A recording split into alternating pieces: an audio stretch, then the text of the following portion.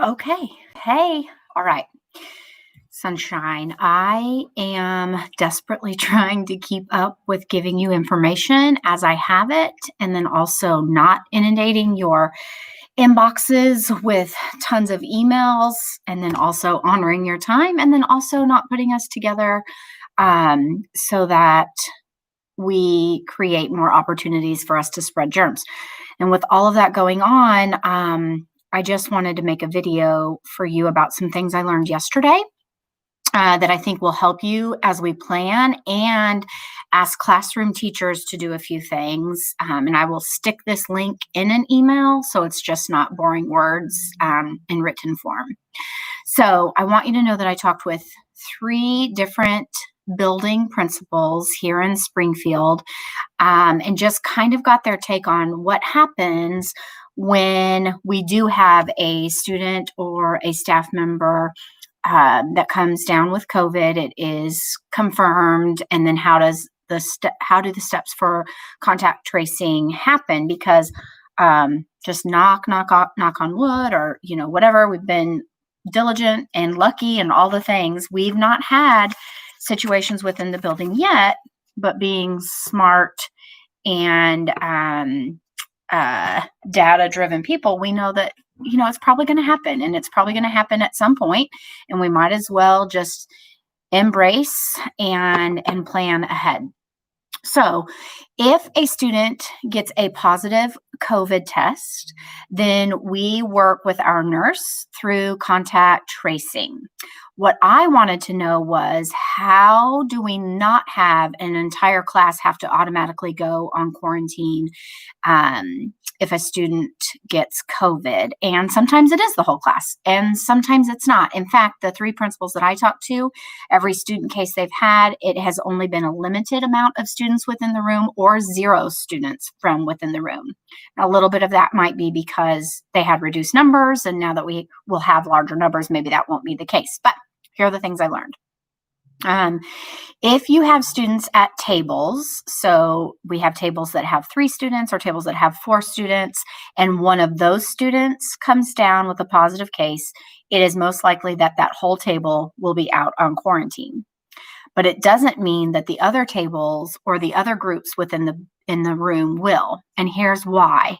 One, the distance between the tables was able to be 6 feet, and the class line was scheduled that tables walked by tables. So table A has 4 students. That table also is in line together in the hall. That table also is the same table that sits at lunch together. So if they cross-contaminate there, it's the same students. This table is also the table that sits together at our related arts where we sit. What happens at recess is that we are outdoors, and the students are moving fast enough and staying busy that we don't have to necessarily worry about the 15-minute piece, because kids are running around all over the place. Same with PE. So then the other pieces that you would be thinking through are your flexible seating pieces within your classrooms. So there are a couple of ways that you could avoid that. I talked with a teacher today that had a great idea on one section, one table gets to be at flexible seating each day. So if that group goes down, it's still that same group. They can be cleaned overnight, and then the next day another group gets to go. So although it is cumbersome and definitely have to keep track of smaller pods of students within your classroom, it is one way to hopefully keep from an entire class being in quarantine. And I just kind of wanted to give you that heads up, because now here's what I need you to do, please. As you design your room for our cohorts to come together, make your seating chart as best you can, because I know it's kids and we need to change it on occasion, but make it the best that you can. And then also align your process for lining up with those kids being together in the same way. Also, I'm going to have you write your own seating chart for lunch, and I will tell you exactly how many tables you will get and what spots to use, and then you will place names in, and then the lunch supervision will take care of making sure they sit in the right spot. I will also give your group numbers to Related Arts so that they can sit in the same type of group at music, tech, and art. I hope that makes sense. Surely it's going to make more sense than if I tried to write that out, but now I am going to try to link this in a little email that would give you these next steps that we need to take to be prepared for November 2nd and November 9th.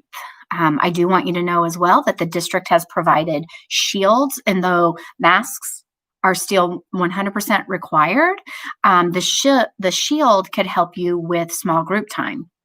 Now, can your small groups be the exact same as your reading groups? If you can, that would be great. These are just ways we're trying really hard to limit exposure and cross exposure within classrooms. But guess what?